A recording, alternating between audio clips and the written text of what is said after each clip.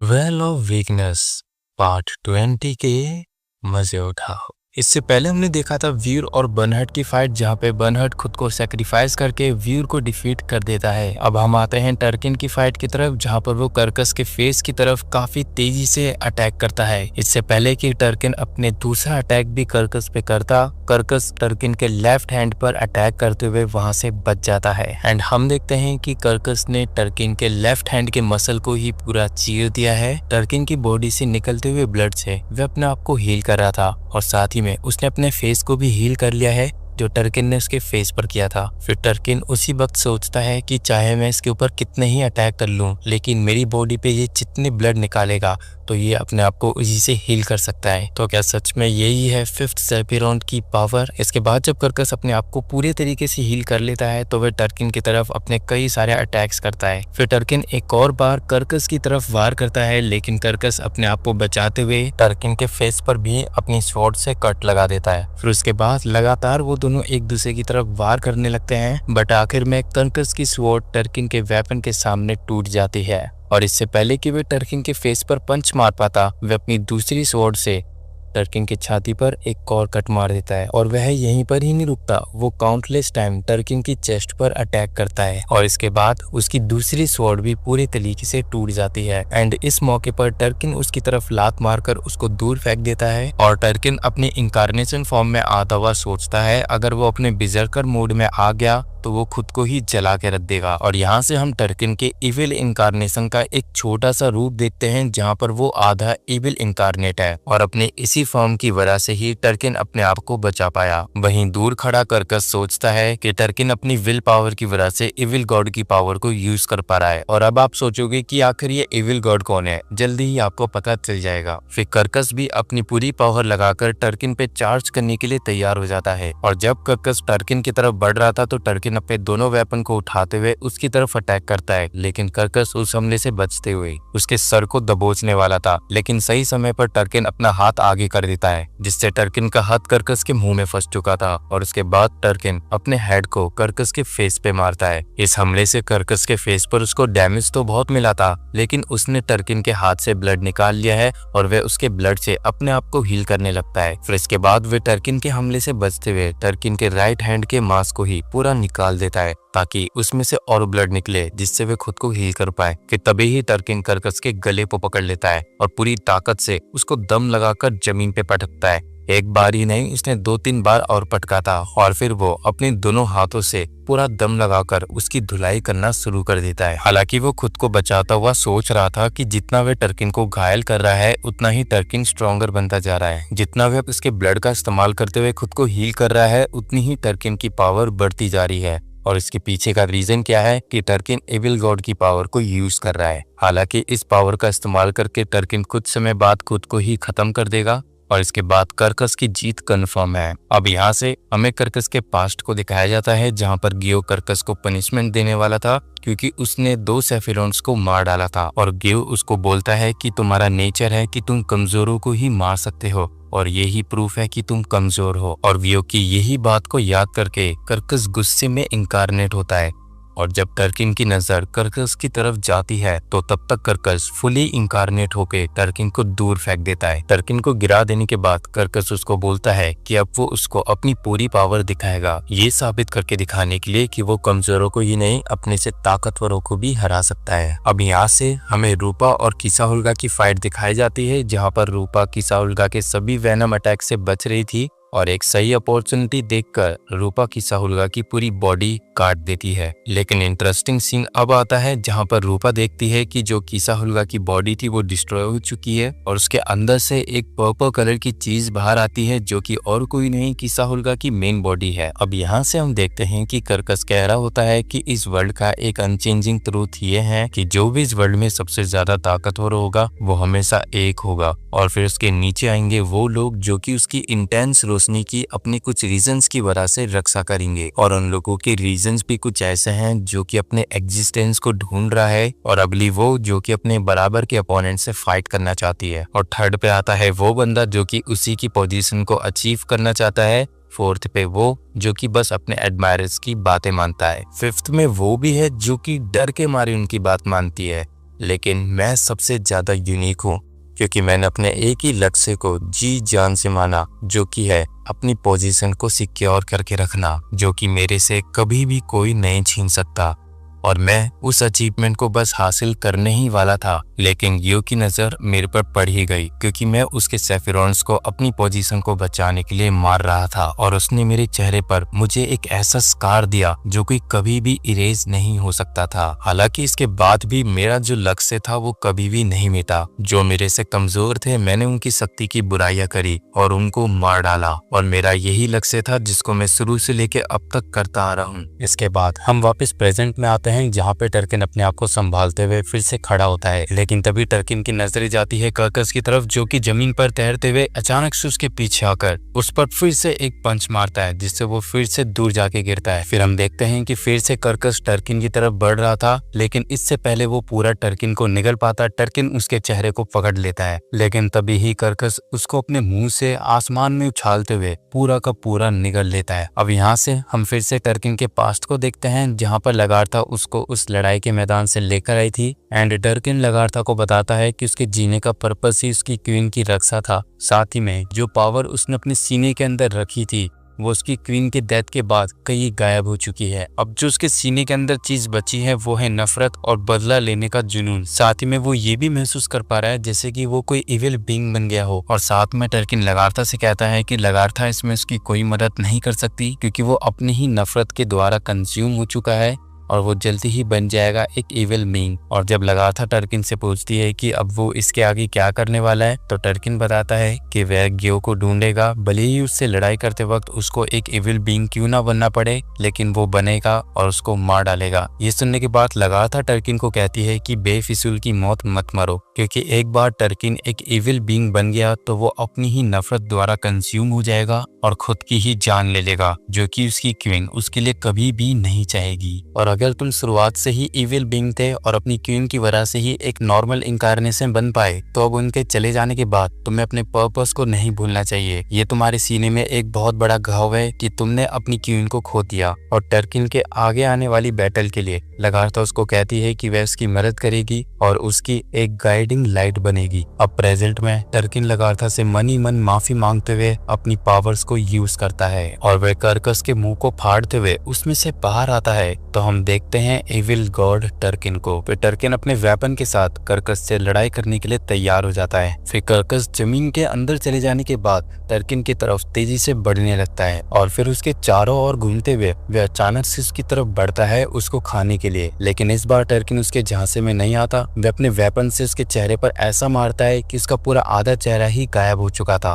और फिर वह अपने दोनों वेपन्स की ताकत लगाते हुए टर्किन के सर पर जोरदार अटैक करता है। और फाइनल मोमेंट में हम देख पाते हैं कर्कस के सर को, जिसका पूरे तरीके से भरता बल चुका है। और कर्कस के एंड के बाद टर्किन की पूरी इविल बॉडी चलने लगती है और इसी के साथ वो अपने सामने चमकती हुई रोशनी देख पाता है, जो कि और किसी की नहीं थी, वलहल्ला की। फिर लगार्था को याद करते हुए टर्किन अपने आखिरी वर्ड यही कहता है, लगार्था माय क्वीन, मैं तुम्हें कभी नहीं भूलूंगा। अब यहाँ से अगला सीन हमें किसा हुल्गा के पास्ट का दिखाया जाता है, जहाँ पर किसा हुल्गा बता रही होती है कि वह खुद को सरवाइव करने के लिए कुछ भी कर सकती थी, यहाँ तक कि वो अपने दुश्मन को मारकर खा जाती थी, जैसे कि उसके अंदर कोई इमोशंस एग्जिस्ट ही नहीं करते हो। फिर इसके बाद वो दिन आया जब गियो ने उसको इनकारनेशन बनाया ब्रांच की पावर से। गियो किसा हुल्गा को अपना ड्रीम बताता है, जो कि है वर्ल्ड को हॉरिजॉन में ट्रांसफॉर्म करने का। और किसा हुल्गा भी उसकी बात सुनने के बाद काफी खुशी के साथ उसका साथ देने के लिए उसका हाथ थाम लेती है। फिर किसा हुल्गा ने वो सारे काम करना शुरू कर दिया जो गियो को उसके गोल तक पहुंचा सकते थे। वो बिना किसी सोच के बस गियो के ऑर्डर्स को मानना पसंद करती थी। लेकिन जल्दी ही वो दिन भी आ गया जब गियो ने उसके सीधे हाथ को पूरे धड़ से अलग कर दिया था और साथ में उसको उसकी लिमिट भी बताई कि वो 5th सीट की सेफिरॉन्ट है, इसके आगे कुछ नहीं। और उस मोमेंट में किसा हुल्गा समझ गई थी कि गियो की और उसकी पावर में एक बहुत बड़ा गैप है। उस मोमेंट में उसने रियलाइज किया कि वो गियो के सामने बस एक रेंगने वाली इंसेक्ट है और गियो वो सवेरा है जो कि अंधेरे में भी उजाला करे। फिर किसा हुल्गा समझ जाती है कि जो उसके मन के अंदर फीलिंग्स है गियो को लेकर, वो है लव। इसका मतलब है कि वो गियो को चाहती है। किसा हुल्गा की एक कहानी सुन रूपा उसको कहती है कि ये प्यार नहीं, असल में बस एक डर है। किसा हुल्गा रूपा के कहने का मतलब पूछती है तो रूपा उसको बताती है, प्यार उस चीज का नाम है जहाँ पर तुम अपने कॉमरेड्स के भी सपनों को सच करते हो। हालांकि प्यार उसे भी कहते हैं जहां पर तुम सिर्फ एक ही इंसान के लिए, उसके सपनों के लिए लड़ाई करो। अपने इन्हीं कॉमरेड्स के साथ बिताए गए फीलिंग्स को रूपा लव मानती है, ना कि ग्यो के इस डर को लव। रूपा की बात सुन किसाहुल्गा भड़कते हुए उसकी तरफ काफी तेजी से हमला करने के लिए बढ़ती है और वो भी काफी स्पीड के साथ रूपा के पैर पर हमला करते हुए गुजर जाती है। और रूपा भी नोटिस करती है कि किसाहुल्गा की स्पीड बढ़ गई है, पर अभी भी उसके अटैक की पावर इतनी तेज नहीं है जो कि रूपा को घायल कर पाए। फिर इसके बाद रूपा सेंस करती है कि किसाहुल्गा उसके ऊपर कहां से हमला करेगी और उसको पता चल जाता है कि किसाहुल्गा उसके ऊपर पीछे से हमला करने वाली है। और उसी समय रूपा अपने आप को बचा लेती है और किसाहुल्गा का हमला खाली चला जाता है। फिर इस चीज को रियलाइज करते हुए कि रूपा उसके अटैक को सेंस कर सकती है, तो किसाहुल्गा डिसाइड करती है कि इस बैटल के अंदर वो अपना एक भी हमला केयरलेस के साथ नहीं कर सकती। और इसके बाद रूपा भी सोचती है कि अब वो अपने ट्रम्प कार्ड को इस्तेमाल करेगी। फिर हम देखते हैं कि किसाहुल्गा अपने टेल पे बने स्पाइक से रूपा के ऊपर अटैक करती है, जिसमें पॉइजन भी होता है। हालांकि रूपा उस अटैक से बच जाती है, लेकिन रूपा का ध्यान भटकते ही वह सही समय पर अपनी टेल से रूपा पर अटैक कर ही देती है और वे लगातार रूपा पर अटैक कर रही थी, जिससे रूपा फिलहाल बस बच ही रही है। और फिर तब जाकर वो समय आता है जहां पर रूपा की बॉडी पर कई सारे किसाहुल्गा के स्पाइक्स के निशान थे और रूपा की हालत देख किसाहुल्गा हंस रही थी। और तब जाके हमें पता चलता है कि किसाहुल्गा की टेल के अंदर पॉइजन है, जिससे रूपा की स्पीड स्लो हो सकती है। और इतने सारे जहरीले हमले होने के बाद रूपा के खड़े होने का कोई सवाल ही नहीं उठता। फिर इसके बाद वे अपने और पॉइजन से रूपा के ऊपर हमला करती है और रूपा किसाहुल्गा को एक बेवकूफ कहते हुए अपने attack blood is a all ओमन से किसाहुल्गा पर वार करती है। लेकिन रूपा के इस अटैक को झेल लेने के बाद भी किसाहुल्गा एक लंबी सी छलांग मारकर अपने ट्रम्प कार्ड को बाहर निकालती है और उसका ट्रम्प कार्ड है उसका अटैक एसिड बॉम्ब। वे उसे रूपा के ऊपर डायरेक्टली फेंक कर उसको पूरे पॉइजन के स्मोक में घेर देती है। अब यहाँ से हमें नाडिया और रूपा का पास्ट पता चलता है, जहाँ पर नाडिया ने रूपा को एक हीलिंग स्पेल दिया था जो कि उसे हर तरह के वेनम से बचाएगा। और इसी स्पेल की वजह से अब तक रूपा के ऊपर किसाहुल्गा के एक भी वेनम का असर नहीं हुआ। फिर किसाहुल्गा अपने सामने देखती है कि रूपा के ऊपर उसके एसिड बॉम्ब का एक भी असर नहीं हुआ। फिर से याद आता है जिस तरीके से रूपा चलते हुए आ रही है उसी तरीके से पहले नाडिया आई थी उसको मारने के लिए। और फिर रूपा उसके पास आकर अपने पंजों से उसकी पूरी छाती चीर देती है। अब किसाहुल्गा ने अपनी हार एक्सेप्ट कर ली थी और वह रूपा से पूछती है कि आखिर ये हुआ कैसे। और रूपा उसको बस यही बताती है कि ये उसका सीक्रेट लव ट्रम्प कार्ड है। और ये कहने के बाद वह उसकी छाती से ब्रांच को निकाल लेती है। अब अगली सीन में हमें दिखाया जाता है बिहोन को, जिसको पता चल चुका है कि कौन कौन से सेफिरॉन्स हार चुके हैं और कौन कौन से सेफिरॉन्स अभी भी जिंदा है। फिर उसको याद आती है गियो की बात, जिसने उसको बताया था कि लाइफ की वजह से ही इमोशंस आते हैं और एक ऐसा बीस्ट जो कि डेथ में से बॉर्न होगा और उसी ही बॉर्न हुए बीस्ट के इमोशंस बीहोन के अंदर है। और आज के ही दिन जब horizon of the world reveal होगा, बीहोन को अपने एग्जिस्टेंस का सवाल का जवाब भी मिल जाएगा। फिर इसके बाद बीहोन अपनी पावर से बाकी बचे हुए सेफिरॉन्स की फाइट को देखता है, जहां पर सबसे पहले हमें जिस को दिखाया जाता है जो कि अपनी पावर्स का इस्तेमाल करते हुए हयंगबल और रैकलेट रूबी के ऊपर बार बार बिजली गिराया जा रहा था। लेकिन हयंगबल इतनी देर तक रूबी रैकलेट को बचाते हुए एक सेफ जोन में आ जाती है जहां पर बिल्कुल भी बिजली के झटके नहीं आते। फिर हयंगबल उन दोनों के ही साथ बैठकर सोचती है कि जिस की पावर तो एक नेचुरल डिजास्टर है और इसी के साथ वे अपना टेलीपोर्टेशन डिवाइस भी निकालती है ताकि वो सेंट्रल बेस 4 जा सके जहां पर ब्लैकफुट है। लेकिन रूबी पूछती है क्या वो लोग अनांता के पास नहीं जा सकते। इसके जवाब में हयंगबल उसको बताती है वे लोग जा तो सकते हैं, लेकिन उसे एग्जैक्ट अनांता की पोजीशन नहीं पता कि आखिर वह है कहाँ पे। अगर वे लोग ऐसे ही बिना सोचे समझे टेलीपोर्ट हो जाएंगे तो वो लोग वैसे भी मून पर है और ऐसा हो सकता है कि वे लोग आउटर स्पेस में अटक जाए कहीं। और इस वक्त जो सबसे इम्पोर्टेंट चीज है वो है रैकलेट और रूबी का सेफ रहना। इसलिए ही हयंगबल रूबी और रैकलेट को ब्लैकफुट के पास छोड़कर आना चाहती है। लेकिन तभी रैकलेट खड़ी होकर चिल्ला चिल्ला कर कहने लगती है कि वह नहीं जाना चाहती। बट जो रैकलेट की लैंग्वेज थी वो हयंगबल की बिल्कुल भी समझ में नहीं आ रही थी, तो इसलिए रूबी रैकलेट की लैंग्वेज को समझकर हयंगबल को समझा देता है कि वो वापस नहीं जाना चाहती। और जब हयंगबल पूछती है कि रूबी को रैकलेट की लैंग्वेज कैसे पता, तो रूबी उसको समझाता है कि ये उसकी एक स्पेशल एबिलिटी है जिससे वो किसी की भी इमोशंस के जरिए उसके कहने का मतलब समझ जाता है। फिर इसके बाद रूबी और रैकलेट दोनों ही फ्यूज हो जाते हैं, जिसे देखकर हयंगबल पूरी हैरान थी और यही नहीं, हयंगबल के दिमाग में एक आइडिया भी आ जाता है जिस को हराने का। और अब हम देखते हैं जिस को, जो कि लाइटनिंग के अटैक्स करना बंद कर देता है और वापस अपनी नॉर्मल फॉर्म में आ जाता है। और फिर तभी ही उसकी नजर एक जगह जाती है जहाँ पर वो देखता है एक बड़ा चीज का माउस। और ये इतना बड़ा चीज का माउस रैकलेट की पावर की वजह से पॉसिबल है। अब यहाँ से हमें एबिस और अनांता की फाइट दिखाई जाती है, जहाँ पे अनांता एबिस के नाम को एक फेरी टेल कहता है, लेकिन उस वक्त एबिस अनांता को बताती है कि वो कोई फेरी टेल नहीं है, वो सभी सेफिरॉन्स में से सबसे ज्यादा ताकतवर है और वो अकेली है जो कि इस लूनर बेस के सबसे बड़े जोन को कैरी करती है। इसके बाद वे वहाँ पे मौजूद पानी से 4 सर वाले ड्रैगन को बनाती है जो कि अनांता पे हमला करने के लिए बढ़ते हैं। उनमें से 2 को अनांता अपनी पावर के जरिए खत्म कर देता है, लेकिन बाकी बचे 2 अनांता के ऊपर अटैक कर ही देते हैं। लेकिन सही मोमेंट में अनांता अपनी ट्रू फॉर्म में ट्रांसफॉर्म होकर बच जाता है और फिर जैसे ही वह एबिस की तरफ जाता है उस पर हमला करने के लिए, तो एबिस एक वाटर की वॉल के अंदर अनांता को धंसा देती है। उसके बाद अनांता एबिस से कहता है कि मैं तुम्हें हराकर तुम्हारी पावर को हासिल करने के बाद कियो को मार डालूंगा। और ये सुनते